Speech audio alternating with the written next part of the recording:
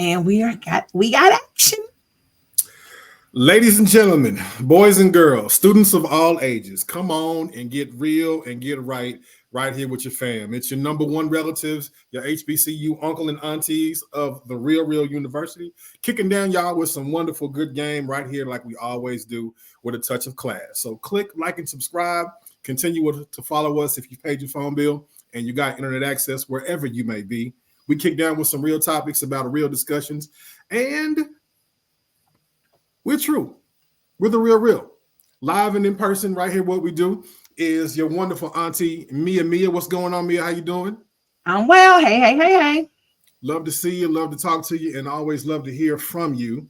And also the wonderful blonde bombshell, Tyann. How you doing? She's a blonde. I know she can hear me. Good on today. Good on today?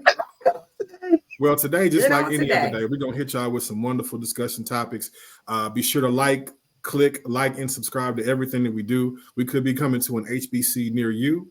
But what we're going to do is talk about a wonderful discussion topic. We were with my grand fam this past week. Love to see them, love to hang out with them, and also love to give them some support. But we did find some things we want to talk about, not only about Grambling, not only about Morgan, not only about Jackson, not only about Alabama A&M, but all around the globe of the HBCU network. So we're going to hit y'all with not one, but not two, but 10. Our top 10 reasons why it's hard to support HBCUs. You wonder why it may be? Mia, what you think about that? We're going to hit y'all. Let's do it the right way. So starting off with number 10 and counting this down. Number 10, top 10 reasons why it's difficult to support HBCUs.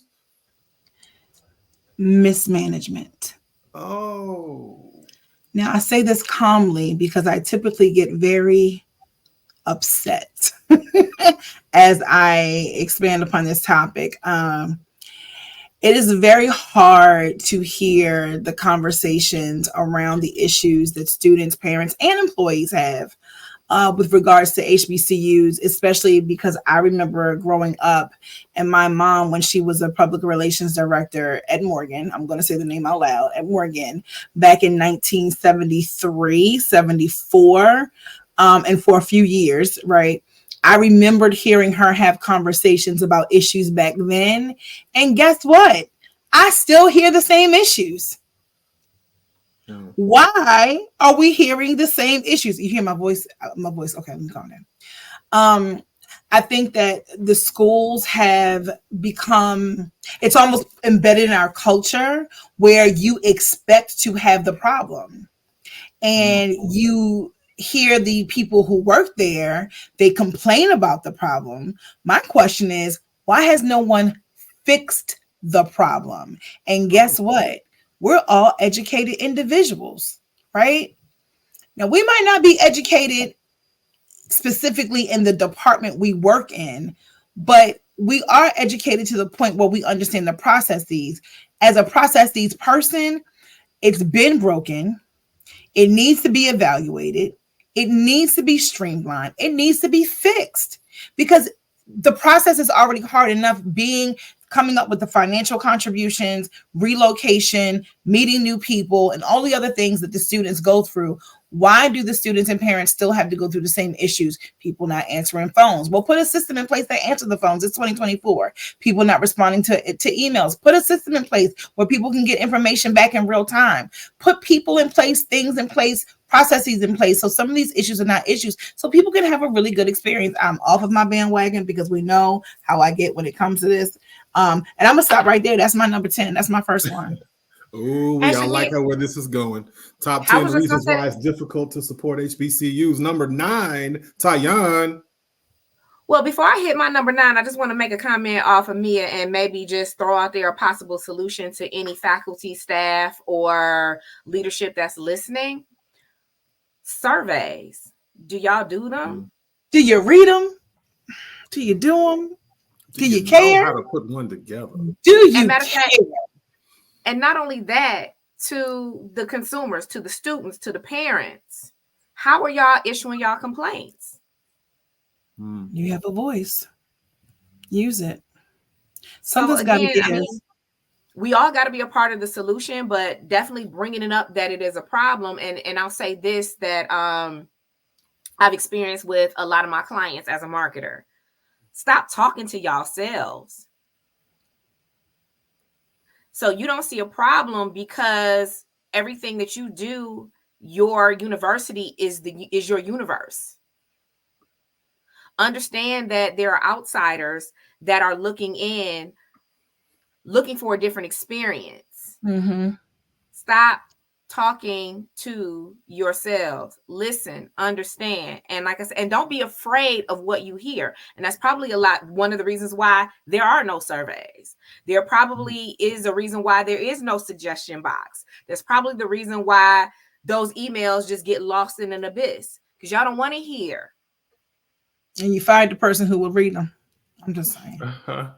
Until now, Andy, when we get into this segue into this number 9, until my number 9 being the egos within the Alumni Association class. So if I'm that alumni who says, hey, university, stop talking to yourselves, and I have to stand up in front of the whole Alumni Association, in front of all of the administration, because again, not only am I giving back to the institution financially, but I'm also a representative out here trying to get you a consistent revenue flow. You need to hear what I'm about to say. But at the same time, you got all of these lifers that have been on the Alumni Association, again, that continually talk to themselves, only want to hear themselves, and really are not for what represents a future forward experience for the university. Everything just didn't stop in 1967 when you graduated. We still here. Matter of fact, it's evident that we still here because we're at meetings in 2024. Truth. Say it again, Tanya. We're doing what? And wearing every piece of paraphernalia you can find under the sun. We're still here in 2024. So again, if Mr. President, you 1967, but are you really keeping up with the needs of alumni and students and advancement of your particular university in 2024? Do you know how to use the ticking talk? Do you understand that that's where most of your new Alumni Association members are going to be? Are you talking to them in a language they understand as well? Or are you still speaking Motown? I know you want to leave me, but I refuse to let you go. If I have to beg and plead for your sympathy, I don't mind, because it means that much to me. Ain't too proud to beg, and you know it. Turn it over, Andy. Don't you go. It's so corny. I love it. Boy, we are smacking this topic today. I think a lot of us are needing to understand that this is not a pick or pun at our HBCUs, but it's a wake-up call. Like, the definition of insanity is what? Doing the same thing over and over, expecting different results. Expecting different results. And I think that's where a lot of the disconnect comes in, and what we're doing as a whole, because, historically doesn't mean it stays back there in the way that you do things, right?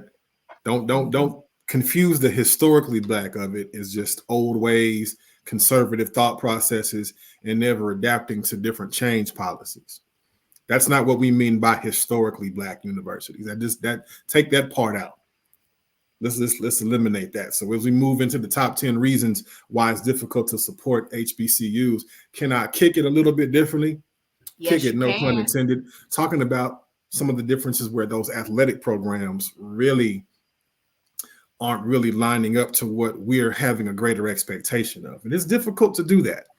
Why, you may ask? Well, hey, I find it difficult, and this is just me, and I know a lot of my other HBCU grads and alum and those who attended but didn't really finish can agree with this, that when you attend said university, wherever it may be in the country, you really want to support your athletic department. But it can be difficult at times, especially when you really don't know who you're supporting and where they're attending and what they're playing or how well that they're doing. Right? So when we talk about the acceptance of statistics and really for out-of-state versus in-state students at historically Black colleges, that recruiting process has been just so melancholy, bland, and dry as just old toast. I'm going to say it just like that. Many HBCUs give preference to like in-state students, and as often as you should, right? Because you want to receive state funding based on the number of enrolled in-state student athletes. And usually that can lead to higher acceptance rates for in-state applicants. But what we tend to find is sometimes it's difficult for those who are out of state to really get to know what's going on. What does that mean exactly, AB? What you talking about? Well, why do I know more about schools that are outside of my realm than I know about the local HBCU that's less than 100 miles away from me, right? Not necessarily because of my television presence, but because whose boy is that that's playing quarterback, right?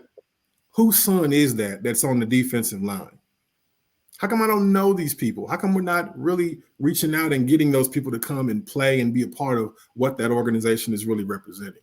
So it's really difficult for me to get behind number 6, number 13, number 48, or number 62. And if I don't know who they are, what they're looking like, how I can follow them, we need to be more aggressive in really doing that. Not historically back there, HBCUs, but let's kind of bring it up a little bit and get a little bit more familiar with who these young men, these young women are we're supporting in this athletic program of these HBCUs.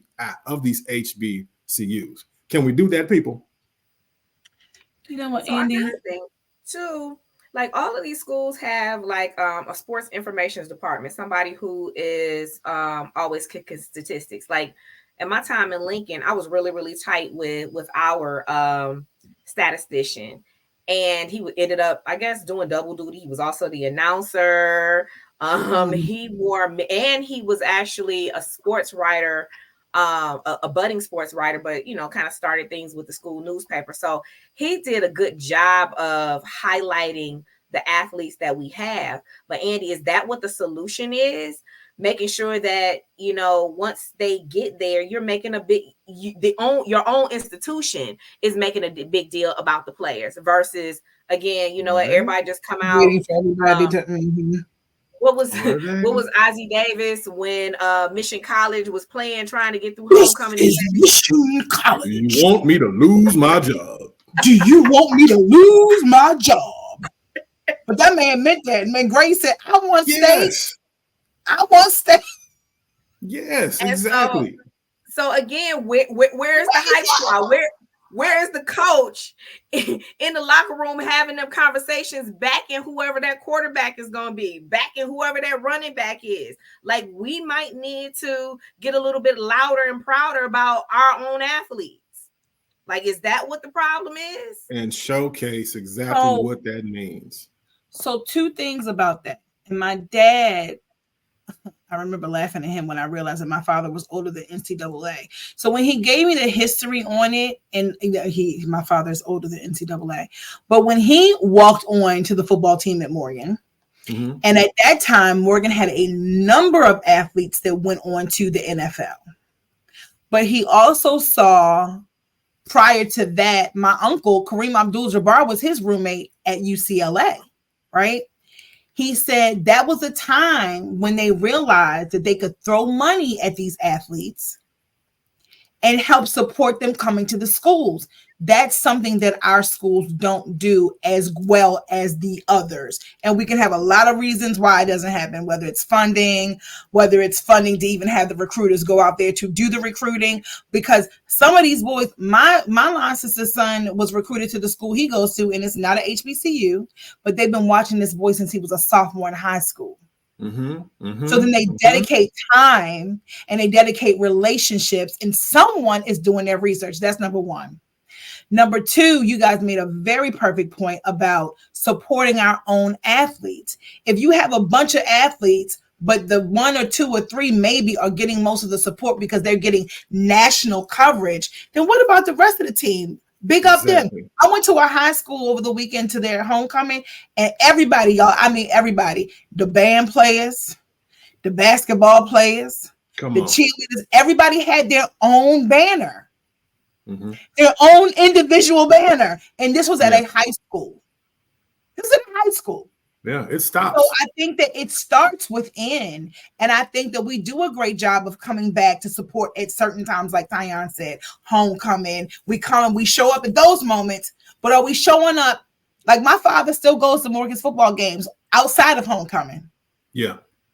You know, it means something to have people in the stands when it's not just homecoming. Even at homecoming, I'm guilty of saying it. Can't tell you the last game I went to, and the last one I did go to. My father made me. He said, "You didn't come on this campus, look for parking, find parking, walk the green mile just to come here and not come to this game. You come to this game, okay, right. Daddy."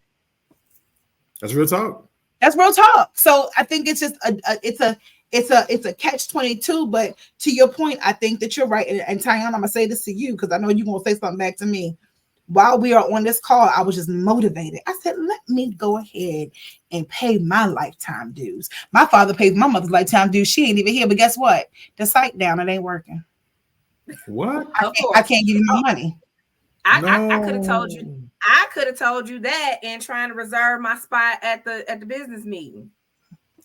So here we go, right? Administration, breakdown, and functionalities. I'm like, you know what? Let me go ahead and feed what my heart's telling me, because I want to have a voice, but my voice also has to be, what did Tyon tell us while we were together? You might have something to say, but in order to be a person who can say it, you need to be fine. Well, let me go ahead and pay, because I'm at the point in my life where I feel like a lot of things need to be advocated for, and this is one of them.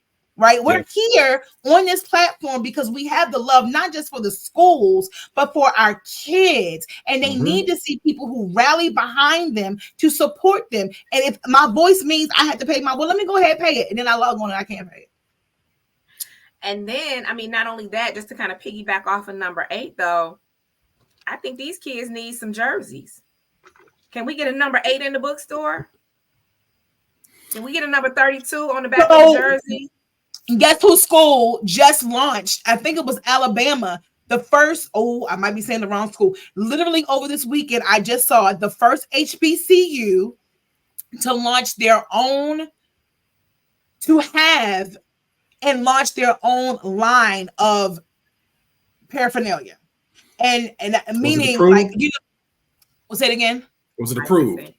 It's approved. It is. Okay. It is. So so most of us know that we have all these different vendors who design things and they want to sell them inside the school. And the school was like, nah, they let their students design, create, and it's sold. And now it's sold in the school, it's sold in Walmart, it's sold in Target. I want to say it's sold in multiple stores now. I have to find that school, but I was so excited to see that because we're allowing too many people to capitalize off of our culture. Correctly. Well, actually, it's a yes and it's a no to that. And this is where, you know, we get caught up in the official process of things, because now the NCAA really owns the athletics of all of these schools, no matter if you D1, D2, or D3. These licensing agreements are in place, even all the way down to our HBCU level. So it makes it difficult. So matter of fact, as I went into the bookstore, what'd you get? The reason why we got subpar every school looking paraphernalia is because the NCAA really holds all of the licensing to our logos and our watermarks or whatever that says our school's name. And you know, how sway, and you know, 9 times out of 10, those entities are not culturally relevant and not what we like. Yeah. So shouts out to a lot of the vendors that have gone and pursued permission to use, and I'm going to say it, the name, image, and likeness of these universities. But guess what they got to do? They got to pay to play. That's crazy. But at some point in time, when they were trying to be included, They signed their name on the dotted line that gave the NCAA the permission to do so. Some president or some director somewhere down the line, we don't even know who it was, we can't even do the research on it probably, signed that away because I am a school. I am a school. And an entity outside of my school, it's like you signed a 360 deal. What you do that very for? Familiar, doesn't it? Sounds very familiar, doesn't it? And let's take it a step further. Historically, let's take it a step further because y'all know I kind of do this on a daily. So the athletic departments, especially, so there's specific logos that are already approved that can only be reprinted based on those licensing, and it has to be that athletic mark. Mm-hmm. And you cannot adapt it. You cannot modify it. You cannot simplify it. It has to be utilized according to the brand guidelines that the university has set for how you portray their brand. Because guess what? On the back end, because of these licensing agreements, our universities and our institutions get a small percentage, just a small percentage. And they sell their souls for that small percentage. All money ain't good money. All money ain't good money, man. All money ain't good so money. Familiar. I'm just so when we have the argument about and keep in mind, this is not even to be negative about it, because I think we all know we had just as much love at your with your grand fam as we do with ours. Always. But when it's difficult to support, I don't know how many times I'm going to be ready to pick up my car and say, let me just go and hand over this $700 to you real quick. But people when I go to do it, tell me these things. Like, these are what people are hearing from us right now are the voices of our peers. Right. Not necessarily speaking about and through us, but these are the voices of our peers, because this is what they tell us. How was your experience here? What did you all do there? Well, the reason I wasn't there is because of this. Well, the reason I'm not going is because of this. The reasons why it's difficult for people to support HBCUs. We're not talking about us per se. We're speaking on behalf of, and it's funny that we do that, but we're speaking on behalf of our peers who are dealing with these issues, who want resolution for these issues, and would love to see some change in order for them to move forward and progress and contribute more. It's just what it is, folks. That's really what this is all about. Right, because our love is the nostalgia. Our love is me knowing that Olinda and Tyon are coming to Baltimore, and I'm going to have fun, and I'm going to go and hear the parade. I had a girlfriend of mine. I've known her almost as long as I've known my best friend. I've known Shelly all my life, but Shelly and her mom and my dad went to they grew up next door to each other. That's how long I know Shelly.